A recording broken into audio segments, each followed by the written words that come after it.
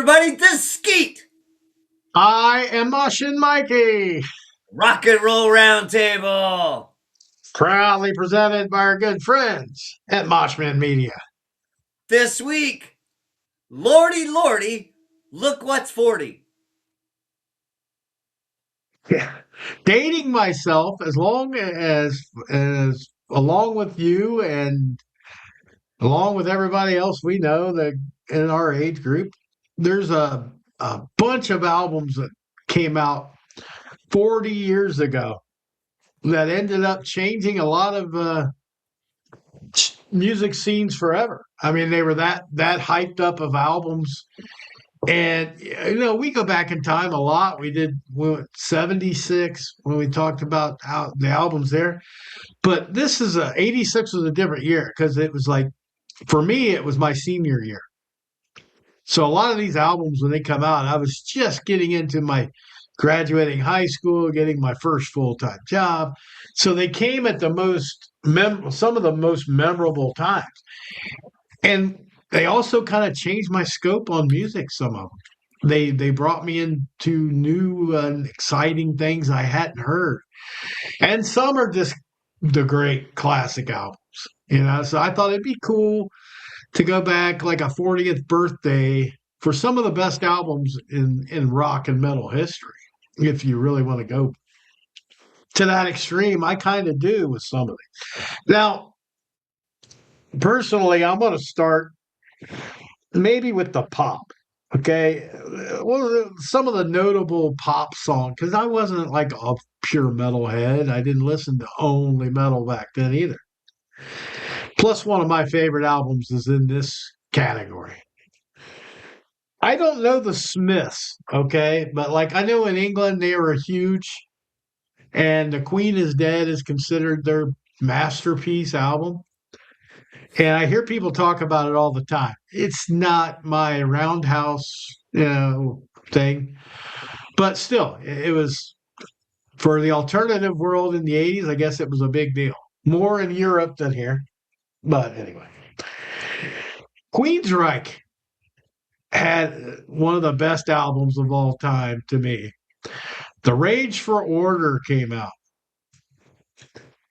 And man, I just tell you, that was so different for me. What the EP went to the Warning went to Rage for Order. It got the computerized stuff, the very creepy vocals in spots, but it was still Queensryche. It was evolving. It was evolving into what Mindcrime was going to be. Yeah. They were taking it from a medieval sounding Warning album to more of an eerily creepy Rage for Order sound, which became the sound that they hit their biggest highlight with Minecraft. So that's an important album. A lot of people love it. I included love that album. I remember this other album. These guys could have been considered in the metal category, but they put them in the extra, the notable release category, I guess. Loudness, Lightning Strikes album.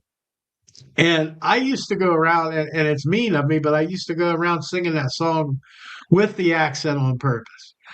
Not so much Lightning Strikes, but Rock and Roll Crazy Nights from Loudness, which I think this was the album after that. But, Rock and Roll Crazy Night. You just had to sing it that way. You couldn't.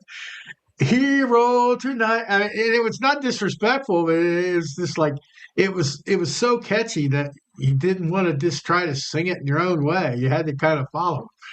But Loudness was kind of one of them underrated band. They had a couple really good albums. The one with the Japanese like sun picture on it. I can't remember the name of that.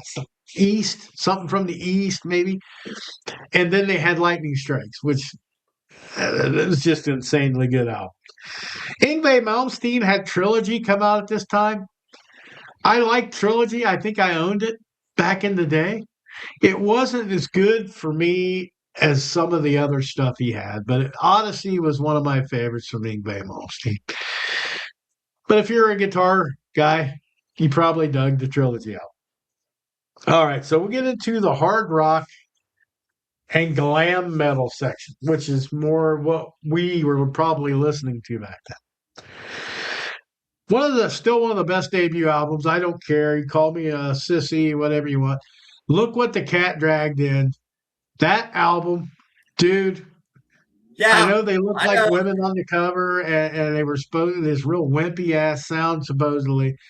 I absolutely still love that fucking album. I to this day, it's got some of the best songs they ever did. I won't forget you, and look what the cat dragged in was a cool enough song.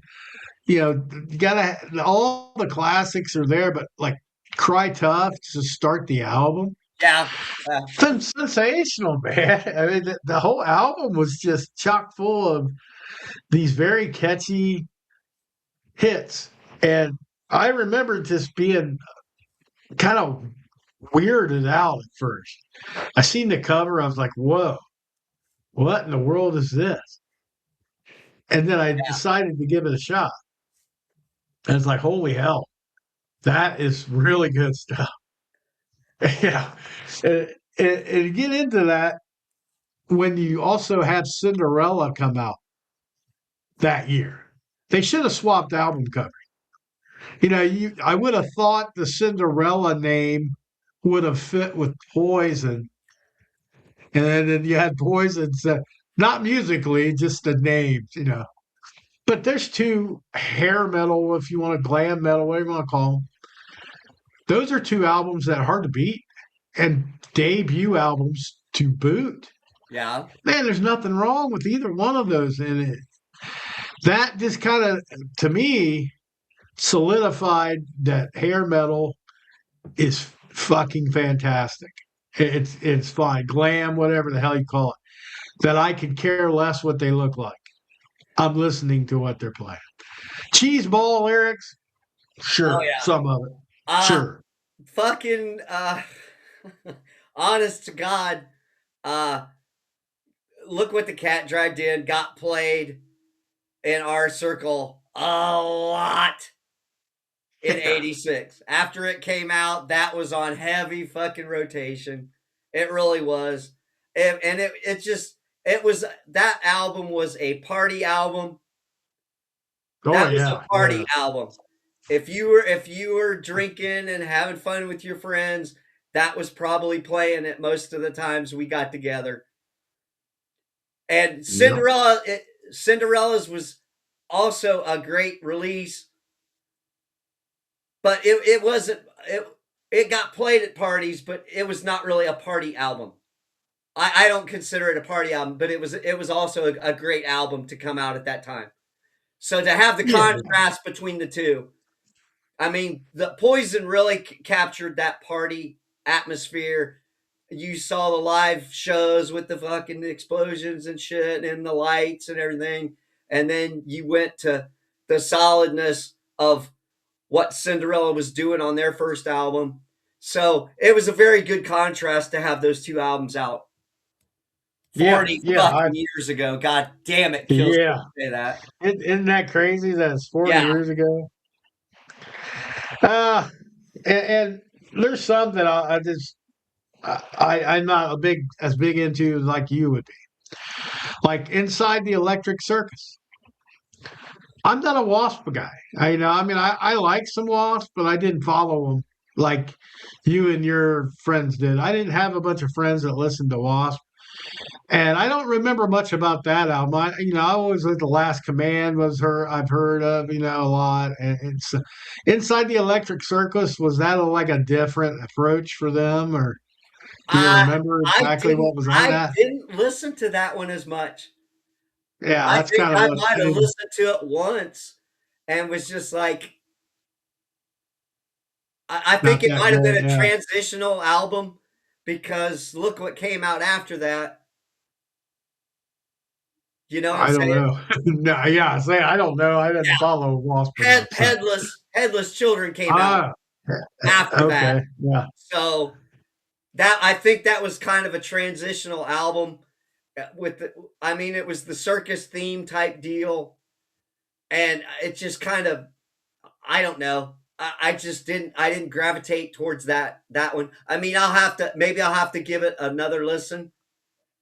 Yeah, maybe. And I don't even know any songs off of that one. I kind of like, I think man, they had a UFO cover maybe on it. whoa, lights out maybe or something.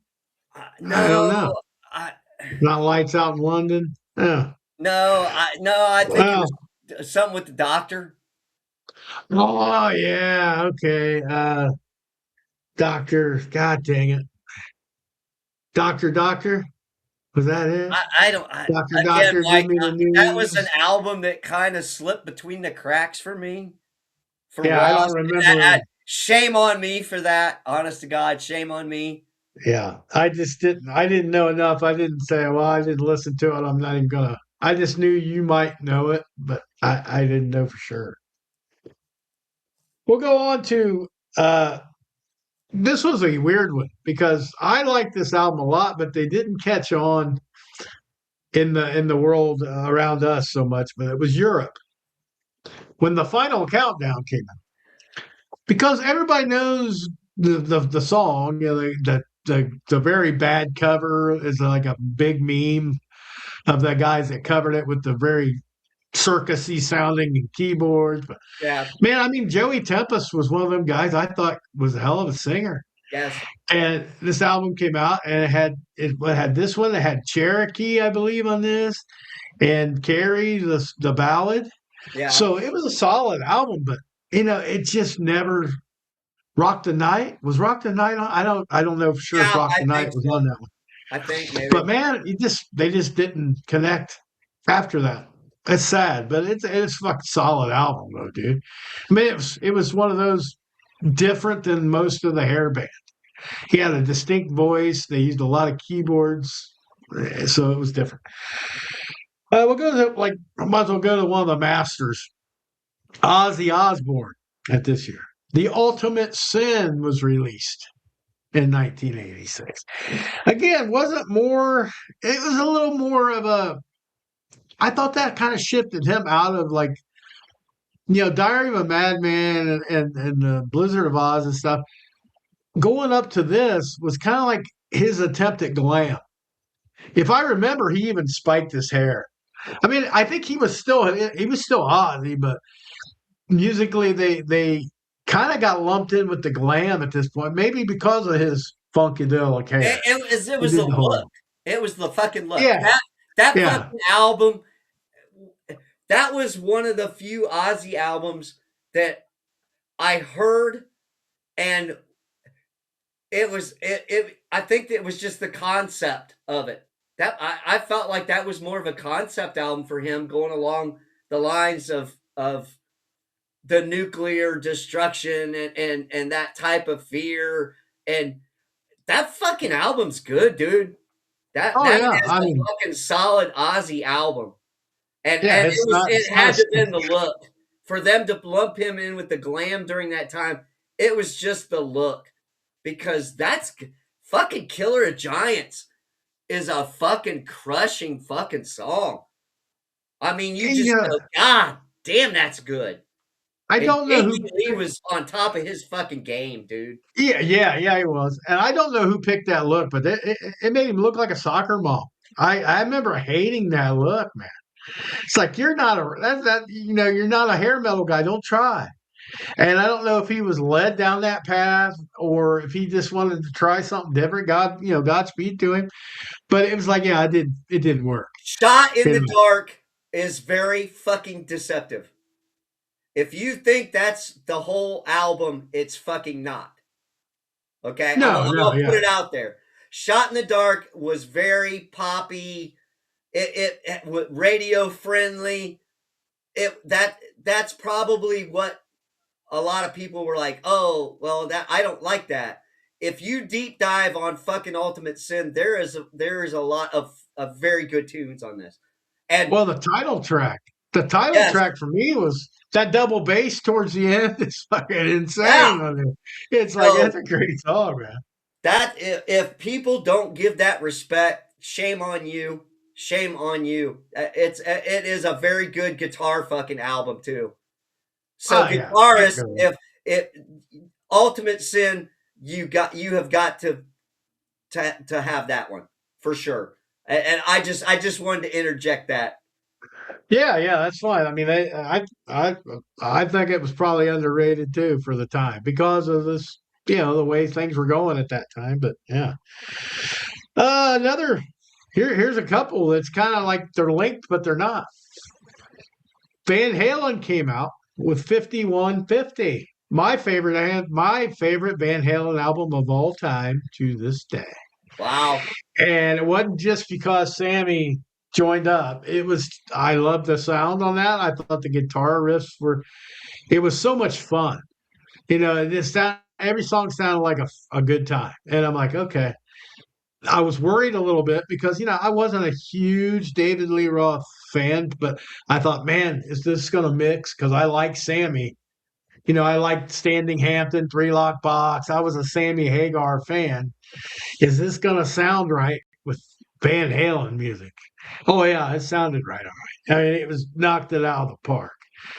And I mean, it's still it will be my favorite forever. It's just what it is. It's 5150. And at the same time, 5150 comes out, Eat 'em and Smile comes out from the aforementioned David Lee Roth. And this is the year, I think the next year after this is when I saw David Lee Roth with Poison. So two of the albums that came out was like they go on tour together. That was good times back in that. But Eat 'em and Smile I like that album. I mean, it had some, the showman album shit he does, but it had a lot of quality songs. And the lineup he put out there with that was Yes. ungodly. Yes. Very, you can't get better players, No. and it's like, No. and God bless him. I mean, it's not it's my favorite David Lee Roth album probably, but it's not like in my top 10 of 80s albums, but it's still really good. And I know Um, you're not going to try to hurry up past these two no, albums no, from go me, are go ahead. You spit right away, man. I just reading my list here. you? I did not know what was going to happen when 5150 come out. I'm like, because all I had before that was David Lee Roth era Van Halen, which I kind of loved a little bit, a little bit.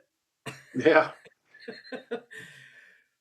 But Sammy Hagar was a fucking good addition to the band. That album, Oh yeah. I listened to that one as much as the Poison. So, and it was different, but it wasn't. Sammy was that different factor for it, and just the songs on this. Outside was a goofing around song. Yeah. Well, you gotta have So once in a I while. could still listen to it today, but I kind of go, man, if I would have just preferred to have one more rocking fucking song on that album instead of I just Yeah. that last song on the album was like, Oh, oh, okay, yeah. it's so for a fucking almost a 10 out of 10. It was an okay goof around song, but I just now in hindsight, it's like just one more killer fucking track. I mean, and Yeah, then it could fit on the show we did, except for that one. yeah, except for It's a that one, perfect album except for that one. except And for it's that like one, and I that didn't song. mind it, but it's like, yeah, Yeah, I but agree. you see what I'm saying? If Yeah. they just had one more fucking rocking song, that would have been a perfect fucking Van Halen album, no matter who's singing the motherfucker. Yeah. Honestly. And then you follow up and Eat 'em and Smile come out. And I did not realize that he had so many covers on there. There was a couple songs that I didn't realize were covers on that Oh, really? album. Yes. Huh. Yes. So I I think I knew them all what covers were, but I'm okay. not positive. But again, Vi and Sheehan Yeah. and Bissonette, it's like David Lee Roth just said, okay, I want the best fucking players out there outside of Van Halen, and go.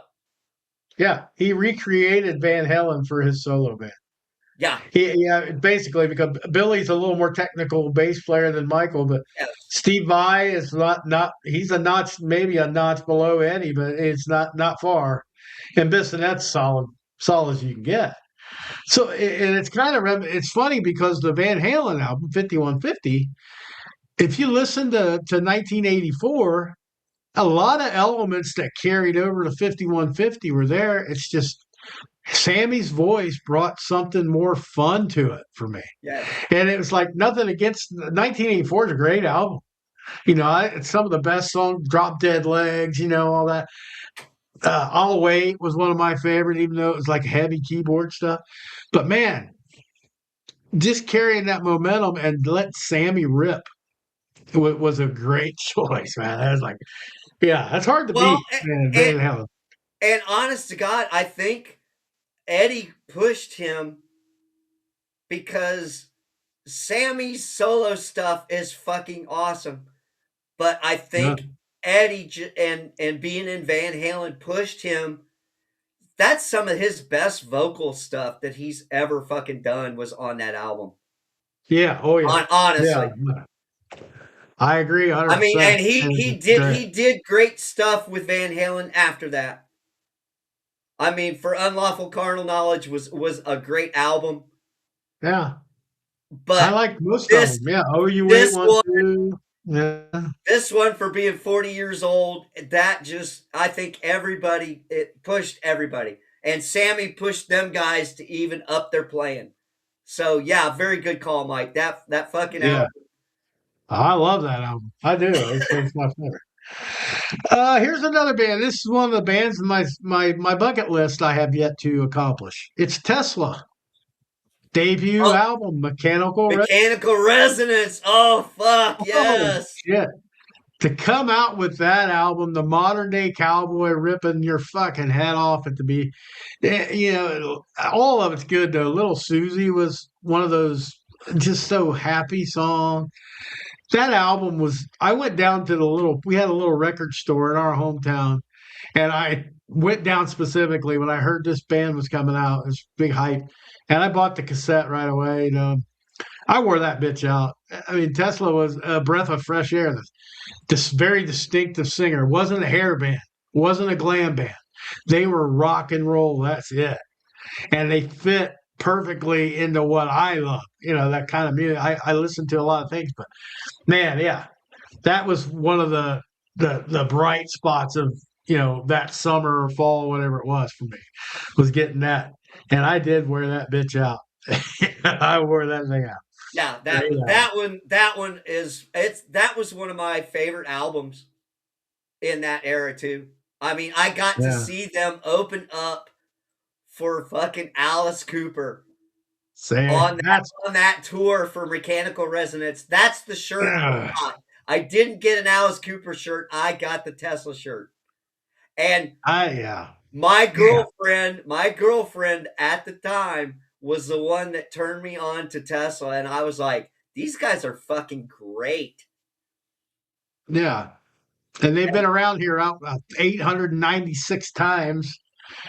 And for some reason, shit don't work out, or I just forget about it until it's too late. I've Oh my still never seen god, Tesla. Mike! I Oh know fuck! Tesla's on they're like top five bucket list that I haven't seen, and I'm like, God dang it, that really irritates me. Oh, you missed And out on some good I know, shows, dude. That I replug know, show, the replug show down at fucking Bogart's in Cincinnati was phenomenal.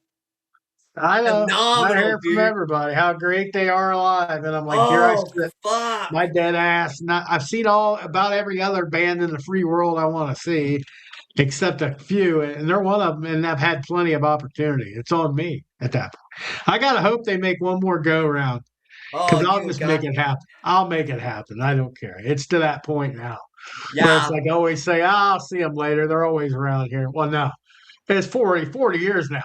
They're not gonna Uh, play forever. It's like no. I gotta get on the ball and find them out. So yeah, Man, the next album was a lot of people thought it was a letdown, but it's hard to follow up Invasion, man. But Dancing Undercover was definitely different for a Rat album. But I dug it. I had it. I mean, I had it right away. I mean, like Body Talk and Dance, Dance, Dance. Of course, a little cheesy, but no, they had some clout. There was some good songs on that, dude. And it's just like I think it was just different than what they had done, and it wasn't good enough per se to propel them to the next level. But I like the album personally, just personally. I need to give that more attention because outside of the two big hits off that album, I was like, how do you fucking follow up Invasion of Your Privacy? And you It's not know, easy. that's what it's like one of the perfect fucking albums of that era for me. We had a whole episode on it, and Now, and then you go to that, and so I didn't give that one a big listen during that time. I had all that other stuff. I had all them other yeah, albums to listen to, and yeah. that album kind of fell between the cracks.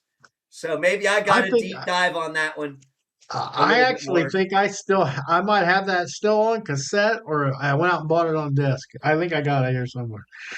I'll have to yank that one out.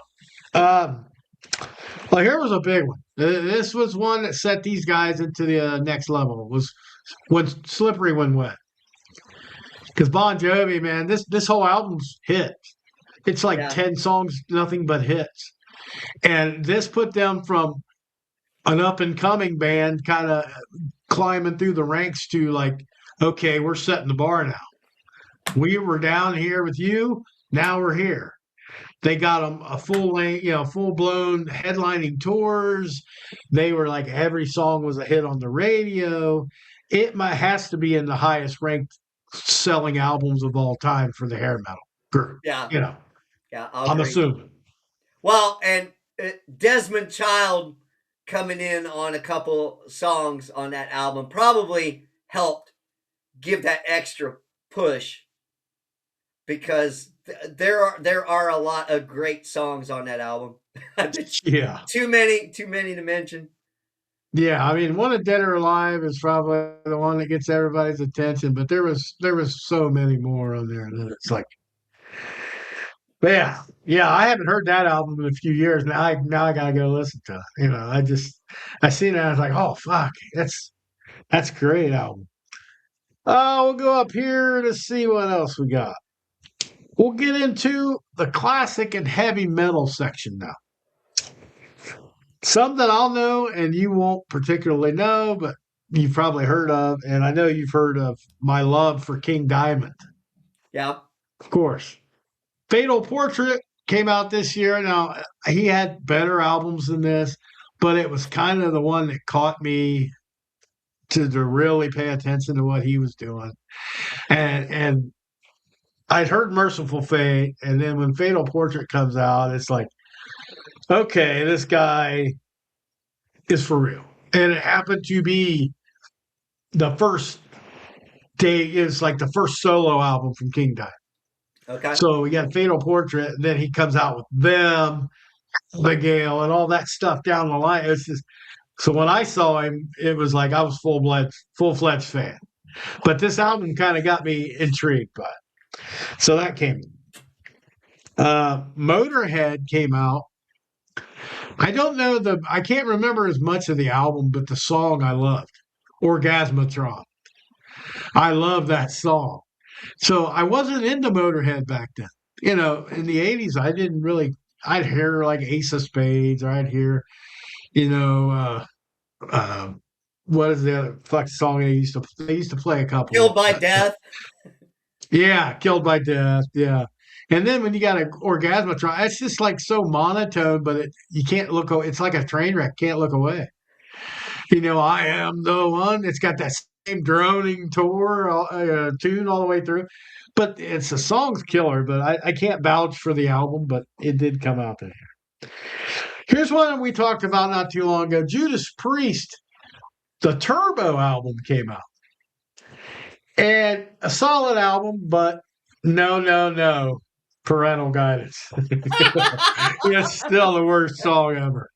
Johnny B. Good's the worst cover they've ever done, and I love Turbo Lover. You know, Turbo Lover was great. The song was the first one you heard. But they went to try to hit the hit and would go with parental guidance, and I kind of just didn't listen to it much after that. To be honest. That was actually my first exposure to Judas Priest because Frog had that cassette playing in the fucking Mustang when we would go to school.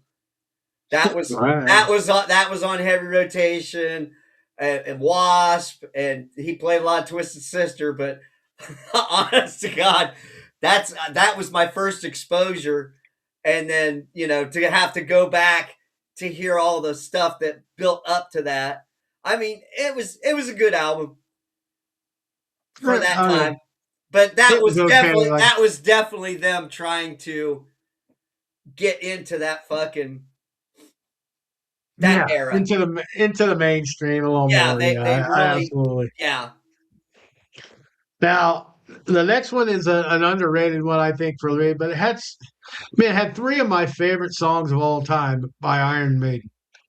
Somewhere in Time, man, it was like I love that. I love the title track. I loved Wasted Years, for God's sake. But Alexander the Great's on this one. And that's one of them songs that most people don't understand why I love it so much.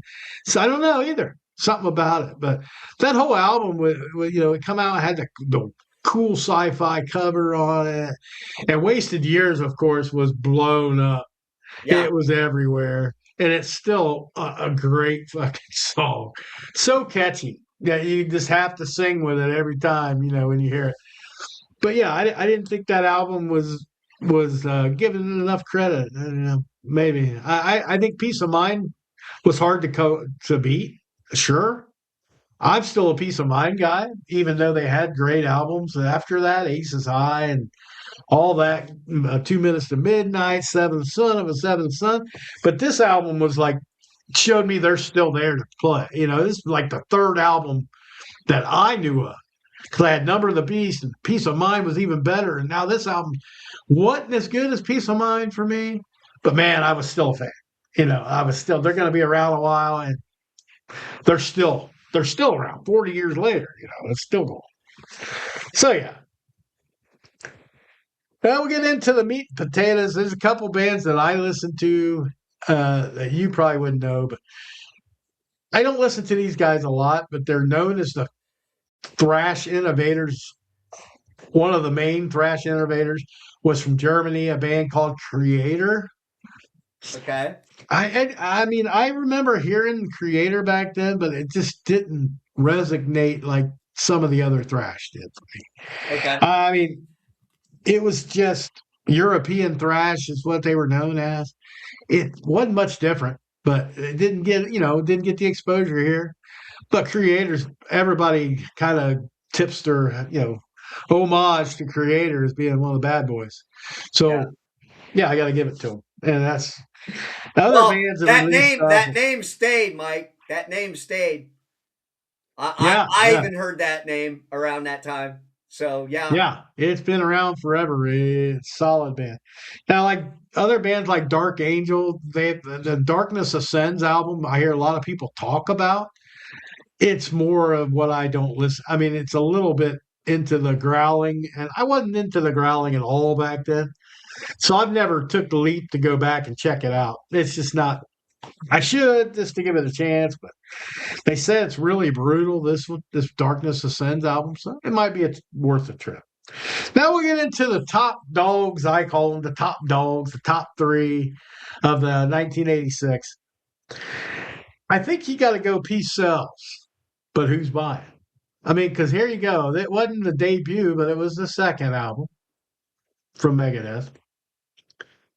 Man, it was it. You knew then that Dave had made a proper decision to leave Metallica or get fired, whatever he did. Boy, that album was fantastic. The Conjuring, give me a break, man. The Conjuring's excellent. Black Friday was on this. The bass line to Peace Cells. Yeah. It's just you can't throw a dart at this album listening and not hit a fantastic fucking song. So Wake Up Dead, it's just like, come on, give me a break. It's fantastic.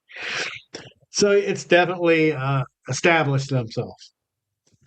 Now, number two and number one can be debated for sure. I'm going to go with the mainstream answer. Just for sake of time here, I'm going to go with the mainstream. Slayer with Rain and Blood. Uh, oh man, eye opening. I had never heard this. I had a buddy at work, of course, our buddy Rod, showed me this album. And it was like I'd heard some of the other ones, like I didn't like that Show No Mercy that much. Had Die by the Sword and stuff. I like that, but it's like, no, this is 35 minutes of fuck yous with this. Minute and a half, 2 minute song, but it's like the beat as fast as that. It's like somebody punching you in the face. It was just I'd never heard this shit. The screaming out of hell guitars and the angel of death. My God, he's talking about gassing people and screams that he hears. That it's like, holy shit. And they're saying, praise hail Satan all over. And I'm like, what the heck going on? But man, that's still my favorite thrash album. I mean, Nice. it's close between like, Peace Cells, Rust in Peace. There's some other Megadeth stuff that's close. Even a couple Metallicas are close because Metallica's got to be number one. Master of Puppets will always be the defining moment for Metallica. I don't, you call it the Black Album. I think diehard Metallica people were in on Kill 'Em All. They were even farther in on Ride the Lightning. And Master of Puppets, they said, fuck, we're done. We're in. We're Yeah. locked. We're never going to not be Metallica fans. And most of that stayed true to 40 years later. So yeah, that album. What can you Orion, the bass? Come on, the bass solo in that. All Sanitarium, the title track. It's like, oh my god, this no skips. Yeah. And I was not used to that heavy. Back then that was heavy. Yeah. So between that and Slayer, I was like, man, thrash one day, this day, just pure rock metal. The other day, thrash, but not praise hail Satan thrash. Yeah. So you had a perfect 1-2 punch of evil thrash and just adrenaline fly. Had very good everything, but it was also very popular, mainstream popular. And then Cliff having Cliff passing away is like kind of that could have done a lot of bands in, but it didn't do Metallica in. But man, Master of Puppets. I don't know that it's my favorite. It's tough because I love Ride the Lightning. God, I do. I really love Ride the Lightning, but it's close. It would be a every other day kind of thing between those two for me. My only fucking regret was not getting into thrash in that era. That's my only regret. So I've listened to a lot of this stuff. Well, Metallica, I picked up on Metallica in the 90s Yeah, yeah, because the Black Album pulled me in and I got to see them live and heard the old stuff and then I was like I've got to have this fucking old Metallica. I've got to. yeah, So for even if the diehard Metallica fans shit on the Black Album as much as they do, that still to someone who was unfamiliar with the early stuff, that was the eye opener that said, "Hey, go back." And I appreciated the older stuff after that point. yeah. After seeing them live, it was like, "Fuck, I missed out so much." And then of course that brought on, well, who else? And that's when I got to hear the Megadeth and dabbled a little bit in the Slayer, not so much, but there's, Slayer's got some killer fucking songs that Oh I yeah. missed out that I should have been paying attention to and didn't. So Oh yeah. But that was my yeah, bad. you find stuff out. I wouldn't have Yeah, known about half these bands if my friends wouldn't have said, "Hey, check this out, check this out." yeah, And Tesla was one that I got directed to go get, and then of course Metallica and Slayer was brought to me by our buddy because heavier was better back then. For we had very limited choices. You had hair yeah, band and you had pop, and pop punk stuff. So yeah, if you found something that was out of the wheelhouse, and Metallica was like young kids back yeah, then. They were young, so it was cool. Somebody in our own age group was like killing it. yeah. So it was one of the things that really drew me to it. And yeah, Well, so man, it is just all over the, the place albums. those albums for thrash were really the thing that kind of thrust them into the spotlight and actually you know it's like, hey, we're here and now we're going to fucking be around a while. Yeah, a lot of these bands that year was magical for a lot of these guys in thrash, and then just in hair glam, whatever, and then straight up rock. Well, It and was everywhere.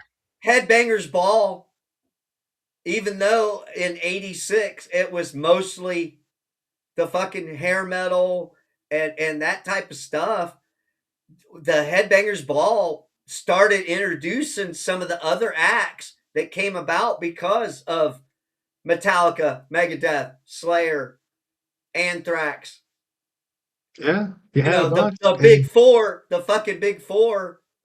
There's a reason why they were called the big four, because they yeah, really oh yeah, exposed the world to the thrash scene. and there's certainly a million more albums that I forgot and or didn't think were 1986 and are, but just that's a general idea how good fucking music was in the 80s, man. Because it wasn't all hair bands, it wasn't all Tears for Fears, even though I love all that stuff too. Yeah. It was diverse, and some of the best albums of all time were created in right smack dab in the middle of the 80s. So yeah, just go out and go back into your 80s playlist or check out any of the albums we've talked about. And you're not, you might not love Slayer's Rain and Blood, but give it a shot because you'll show the effect it had. Because you'll hear 20 people, 20 bands that are really, really famous now, and you'll say, "Oh shit, I hear the influence." I can hear the influence and the brutality and the speed, and it's like you can do that for all these albums. You'll hear somebody that's picked up something, and they could be one of your favorite bands right now. So 40 years, I mean, I'm old as dirt, Well, so you might have some young ones. and it fucking it hits home that there was so much to choose from in that fucking in '86 alone. There was so much that you could Yeah. actually be isolated from the thrash or the hair metal. And if you were totally into, there was so much good pop music coming out in '86 at the Oh yeah, same I'm time. sure. So you were getting hit by all angles of this cornucopia of music. So it's understandable if people missed out on this shit. Honestly, it's Yeah, I spent a lot of understandable. money. I spent a lot of money that year on music because that's my first full time job. I thought I was king of the world. So I would just run down to the local music store and get whatever come out, and I had a lot of good shit back then. Yeah, yeah. Yeah, definitely. It's crazy. All right, Mikey. You made me feel old as fuck. Thank you. Yeah, well, we are old as fuck. So let's wrap this up. Yeah. All All right. This right. is Skeet. Mosh and Mikey. See ya. Peace. Out.